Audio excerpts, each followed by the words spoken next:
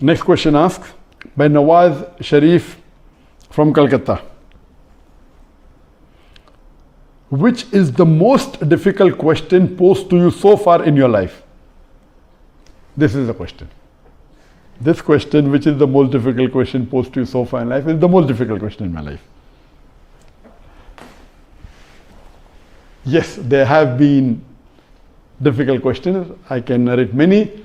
As far as the most difficult question is concerned, because it's not a very common question, I will never tell it to the masses, to the public. Because such questions are so difficult, so attacking, and if it's not common, why should I make it public? Alhamdulillah, I have the answer, and Allah helped me. It's through Allah's help I got the answer. This I only discuss with the scholars and the fuqahas. And I asked them, what is the answer? And I've asked this to maybe 50 or 100 people who are scholars and people of knowledge. And unfortunately, the most difficult questions have not been answered because of the intricity, not because of the knowledge based, it is the intricity of the question. So those questions which are attacking Islam, and they're not common, and it's difficult to understand the answer, as a policy, even if you ask, I'll never tell you. That's only to be discussed with people of knowledge and the scholars. Yes, there have been many questions which are tricky. Many questions which may require logical answer, nothing to do with Islamic knowledge. And there are many. I'll just give one example to you. I don't say it's the most difficult, but it was a tricky question. And I remember, I think it was in the year 2014 or somewhere close to that in Dubai. After my lecture in Dubai, there were about 15,000-20,000 people in the audience. There's a lady who's a non-Muslim who asked me a question. And she said, Dr. ذاكر, you often give the example of why a Muslim lady should do hijab, and you ask the question that if two twin sisters who are equally beautiful, one of them is wearing the Islamic hijab, complete body covered, except the face and the hand up to the wrist, and the other twin sister, she is wearing the Western clothes with mini skirts and a low neck, and if both of them are walking down the streets of Dubai, and if there is a hooligan, if there is a ruffian who's waiting to tease a girl, which girl will he tease? And you ask this question. And yes, I have given this example and I've asked this question since the early 90s when I gave the talk of women's rights in Islam the first time in 1993. Since this time I'm asking a question.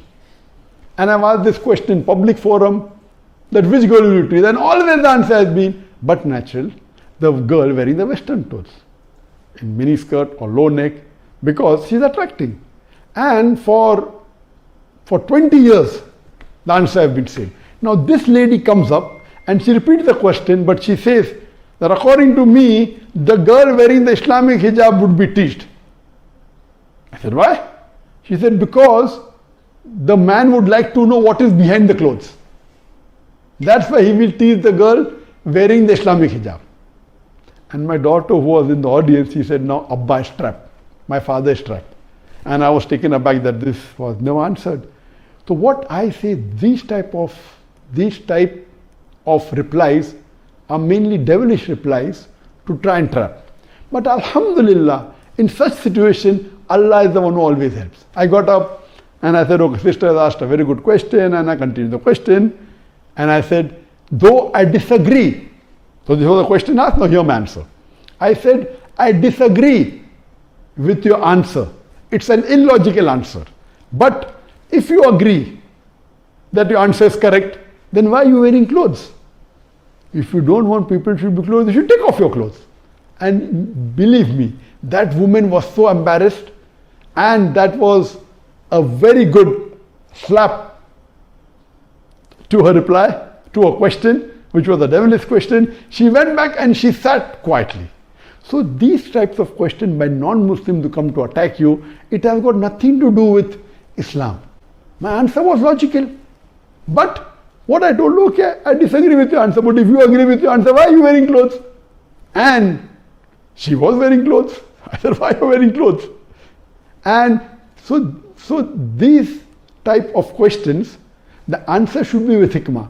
Udu ila sabili rabbika bil hikmah wal mu'azat al hasna wajadhum allati ahsan. Invite all to the way of thy Lord with wisdom and beautiful preaching, and argue with them in the ways that are best and most gracious. So such type of questions are many. Inshallah, if you see my videos and see my question answer session, you will find many of such questions.